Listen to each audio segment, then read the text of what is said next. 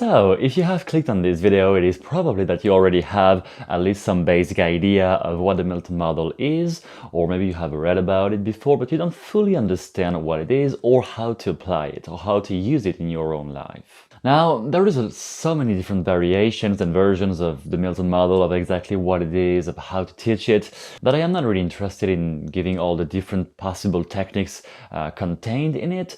I am much more interested in giving you the overall idea of how your communication is supposed to sound like and look like once the Milton Model is completely integrated into your day-to-day conversations. So in this video, I am only going to use a few of the techniques described in the Milton Model to explain the overall principle, the overall concept, which is when you want to influence somebody, you get around resistance instead of confronting it and pushing against it. This is the overall idea, the overall broad major concept. And from what I have seen, the biggest problem of beginners learning the Milton Model or other language patterns similar to this one is that they want to use some of the patterns, they want to use some of the techniques, but they don't have any kind of goal, of specific goal inside their mind to guide their use of the Milton Model patterns. To give a simple metaphor that will allow you to understand right away what I'm talking about, let's say you want to play darts. You want to play a darts game, you want to throw darts on a target, and you want to measure how accurate you are when throwing them. Are you aiming at the center, at the red spot, or not, or far from it? In that example, the darts are all the patterns you use, all the different Milton Model techniques, for instance, that you use. And the target is all the beliefs you want to install in your subject or in your subjects, if you're a teacher, for instance. So if you're throwing the darts and you can see the target in front of you, you can measure how accurate you are and you can evolve and make progress over time. But if you're just throwing the darts into an empty space and you have no target anywhere, then how are you supposed to know if you're accurate or not? So the target, when throwing the darts, the target is exactly the beliefs you want to install, or the kind of states you want to produce, the kind of results you want to get from your subject. So the first exercise, I think, is to decide what kind of beliefs do you want to install in your subject on a regular basis, because if you use covert hypnosis, usually there is one main situation in which you want to use it. Maybe it is for political use, maybe it is for coaching because you're a therapist or something. There is usually one main area into which you want to use it. So in that specific area, you can start to think about what kind of beliefs do I want to install, to program in the heads of the people listening to me. And those beliefs are the target.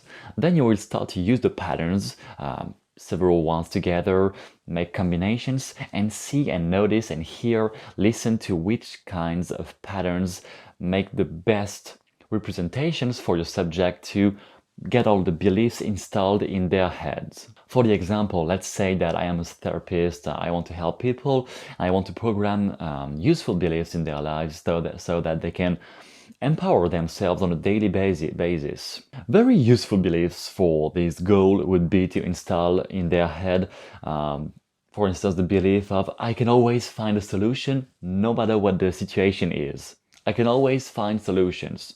This is a great belief to have. Or no matter how long a problem has been going on, I can always solve it in 24 hours. How cool would that belief be if you could think from that perspective all day long? No matter what kind of problems you've had during your life, having the belief that you can always solve them in 24 hours. That would be great, and you would solve a lot of problems that way. So if I can get to install those beliefs in the heads of the people listening to me, I will help them to solve a lot more things in their lives. The first strategy, the first technique, the first pattern I want to discuss is what we call sometimes in NLP the agreement frame, or very simply the yes and. Yes and this, yes and that. When you want to turn around resistance, when you want to use the Milton Model skillfully, when you want to be able to influence people easily, you are going to remove the word but from your vocabulary once and for all. Not in a way of speaking for yourself, but in a way of responding to other people. Never start a phrase by a word that could be contradicting what the person just said. Always start your phrases by yes and. Yes, and I would think that yes, and what I am suggesting is yes, and I agree on this part of what you said, and I would add something else on that part of what you said, whatever. By using yes, and you are presupposing that whatever the person just said, what you are going to suggest is in agreement already with what the person said, even if it is not the case. Maybe you are going to say something that is completely contradictory with what the person just said, but by using yes and in the beginning of your sentence, you're presupposing unconsciously for the brain of the person listening to you that what you're going to say is in agreement, of course, with what the person just said. Let's say, for instance, that the person, if you're a therapist, tells you, I have had this problem for 20 years. Like, I have been overweight for 20 years, or yeah, I have been depressed for 20 years. And the presupposition is, if I have had this problem for so long, then it is literally impossible for me to change so fast, that fast. In that case, you could answer, for instance, with, yes, and what I am suggesting is to learn something today that you did not have during those 20 years. How about that? Or you could also say, yes, and this is why I am pretty confident that you have had enough of it by now, and that a part of your mind is going to find a solution really soon, don't you think? That way you are following, instead of resisting what the person says and say, no, you're wrong, you are simply accepting and redirecting the negative energy this person is sending you. You're accepting and redirecting, exactly like in Aikido. The second main pattern I want to discuss is the cause and effect. Cause and effect language patterns. Since this happens, that is going to happen. Since you already believe this thing, I am confident you are going to believe that thing too. Since that happens. Cause and effect, which is actually the exact structure a belief has in the head. It is a cause producing an effect. I have been eating too much, I'm going to feel sad. But it is how the brain works. So installing new beliefs is always under the form of a cause and effect in some way, in the deep metastructure. But to use that in the language, to be able to use that to influence people easily, you are going to link anything that the person already agrees on to something you want to see happening, to something you want them to believe. So something that the person you're talking to already agrees on. It might be something very general, like we are here, we are talking together, you are watching a video right now, and since you are watching this video right now, I am confident we are going to find a solution together for you to learn this language really fast. Why not? Since you are watching this, yes, it is something that is obviously true, you are watching this right now, it is a fact, but in my opinion it is a bit too simple. I would say it is much better if you can link your statements, your suggestions with things that are more emotional or more have more thread to personal things from the person's life. For instance, let's say the person tells you, I have been studying 50 books on NLP and I still don't get it. So the presupposition is, I am never going to be able to learn it, it's way too complex, whatever. You can say, for instance, well, since you have been studying so much, so something that relates to him, since you have been studying so much, the cause, since you have been studying so much, I'm wondering, are you open to the idea that at some point you are going to use all this material unconsciously? So I am triggering the suggestion that the material is already in your head anyway. So why not start to use it on a day-to-day basis even if you're not conscious of it?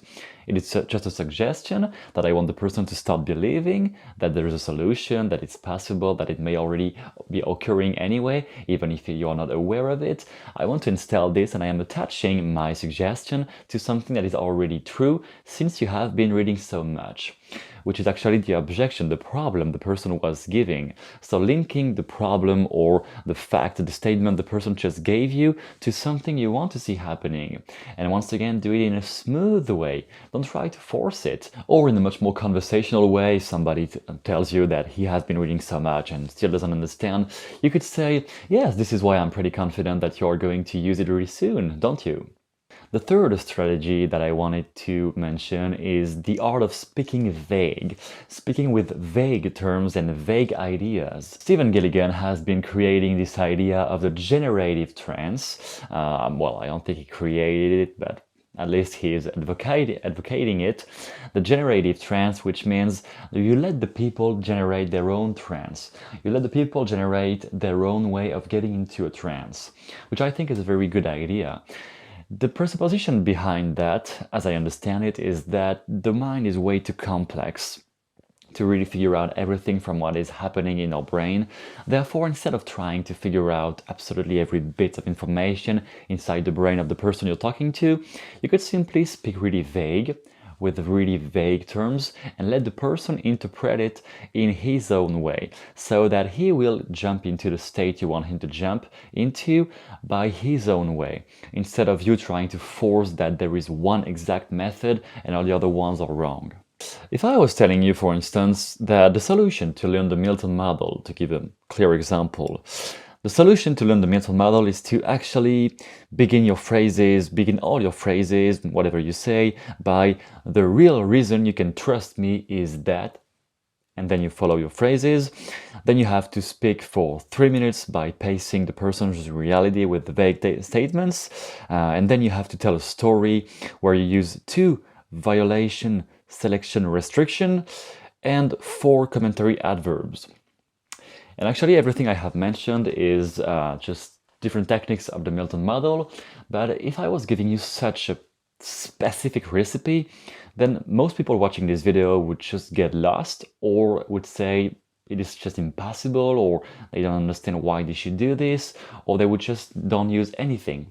So if instead of being that specific and trying to force exactly my way of doing things, if instead of doing that I was just staying very vague about the way you are going to master it, and I was just telling, for instance, it is really going to be easy for you to master the Milton Model, because after you have watched this video, there is one really important concept you will start to apply.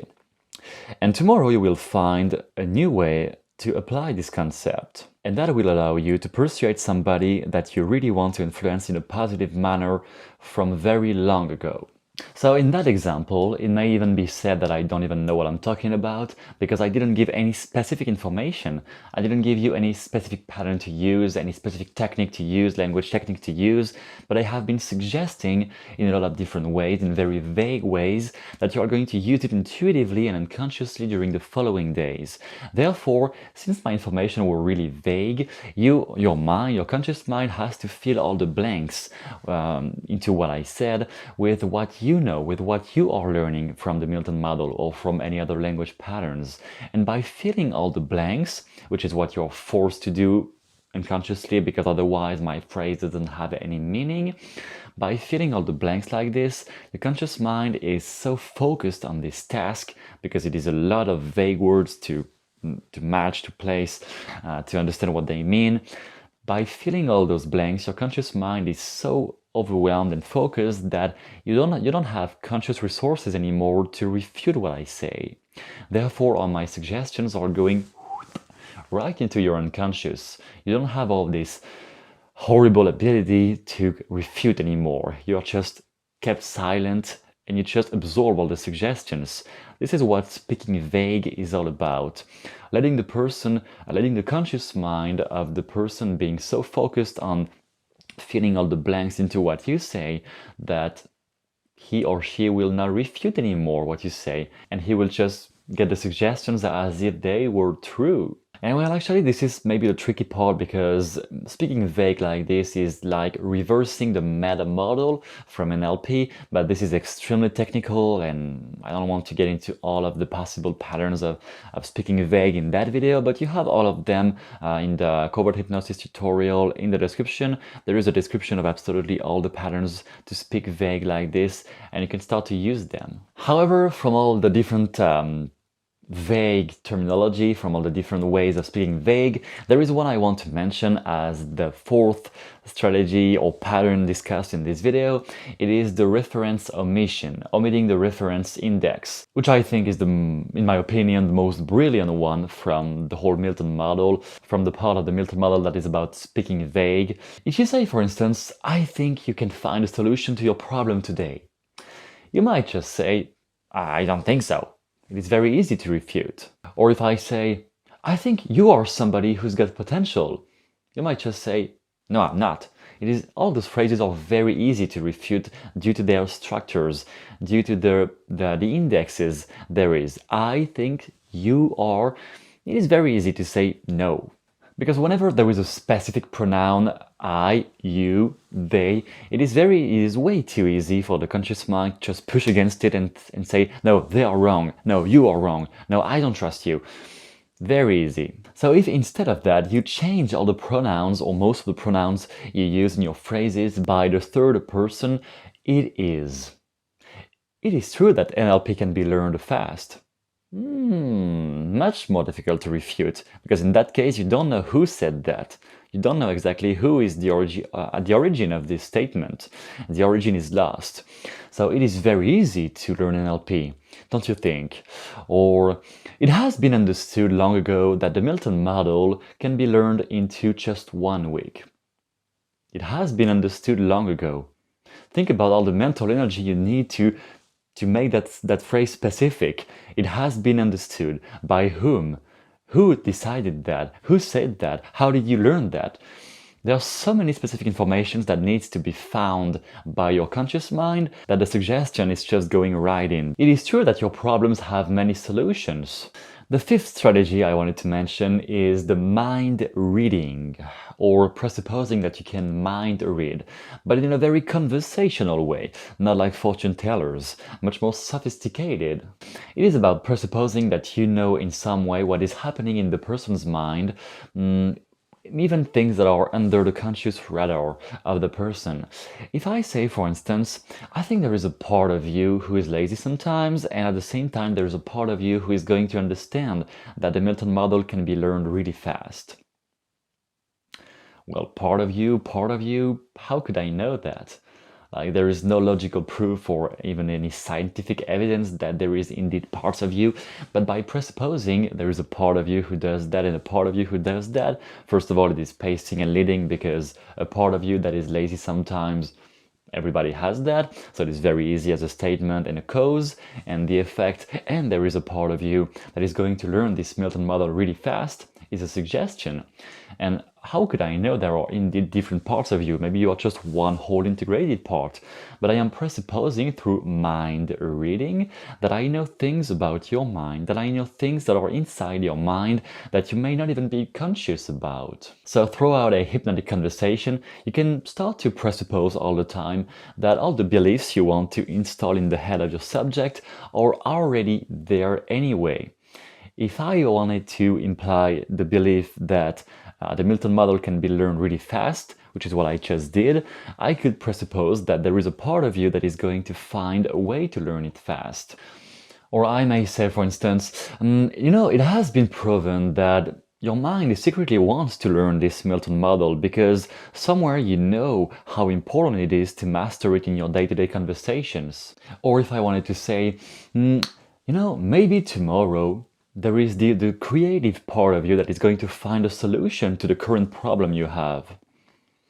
Well, the creative part of you, I just made that up. How could I know there is really a creative part of you? Maybe there's none. But as long as you don't say no, as long as you don't stop me there, then you have accepted my suggestion as being true, and your mind has validated it. Unless you say, wait, I don't have any creative part, which is an objection I would deal with too, and I would make you believe you have one anyway. And on top of that, if you haven't even refuted what I just said, you have accepted that what I said was true, so I have been mind reading in some way, and you have been accepting it. Therefore, I am just making suggestions, and as long as I keep a friendly tone of voice, I don't try to push against you, I just accept and redirect everything you say, then my suggestions are completely accepted by your conscious and your unconscious mind. The number 6 is the embedded questions. An embedded question is, the way I like to think about it is it is a way of asking a question that would otherwise be way too intrusive, that would be way too brutal to ask directly. And that way you can ask anything you want, even questions that would really seem overly mean or bad to say. Let's say, for instance, you are a therapist once again, or you are an expert in covert hypnosis, and some women come to you and ask you for help because she's got an abusive boyfriend, for instance, or an abusive husband, and you want to help her. And once again, instead of confronting directly that you are doing stupid shit, why are you with this stupid man, you could just say, for instance, the embedded question, I was wondering what would have happened if you had left him 2 days ago already. I am wondering. This is an embedded question because I am asking her what would have she been doing if she had left him, blah blah blah. But actually it is phrased as if I was just asking the questions to myself. I was wondering, blah blah blah, whatever I'm saying later. I am wondering what would happen if this or that happens. Then I am asking indirectly the question to my subject, but I am not forcing them to answer directly. So I am getting around the potential resistance she may have had if that question was asked to her directly. Because if she was hurt, maybe she would have been getting defensive, like, why do you ask this? Of course I cannot leave him. Whatever. I am giving an embedded question. That way it is easier for me to get quality information from her mind. So you can soften what you want to say in a lot of different ways. You could also say, I'm curious, for the sake of my understanding, what is missing for you right now to leave him once and for all?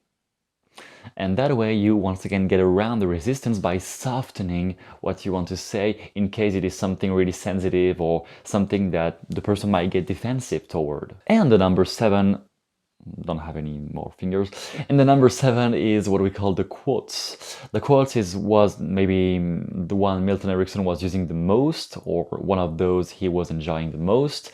Also because it is quite funny sometimes to use them. Quotes is whenever you want to say something to give a suggestion, but instead of saying it directly, you quote somebody else. Even better if it is a source of authority. When I watched a documentary from Milton Erickson, there was some moment where Milton said, just practice this language for 5 minutes per day and you will master it in just 1 week. Actually, what I just said is false. I have never been seeing any documentary about Milton Erickson, at least not anyone where he was saying this. I have just been making that up. But the fact that I am quoting an obvious source of authority in your map of the world, therefore my suggestion will have much more weight in your mind, because it comes from somebody who is apparently knowledgeable about the subject. So whenever you want to say something that once again might be too intrusive or the person might get defensive toward, or if you just simply want to give more weight to your suggestions and to make them more powerful, you can simply quote somebody that the person really trusts, or quote any kind of source of authority. Or even maybe sometimes just quote a friend of yours. My friend was telling me, why don't you leave your boyfriend once and for all? Why don't you leave your girlfriend once and for all? Assuming we are still in the context of the abusive stuff. You can just phrase anything you want under the form of a quote. That way you turn around resistance once again. And no matter which of these techniques are really helpful to you, no matter which of these techniques you are going to use and the ones you are not going to use, you have all of them in the covert hypnosis tutorial in the description, and by downloading it and reading it thoroughly, you're going to be able to influence anybody you want in a matter of a few phrases.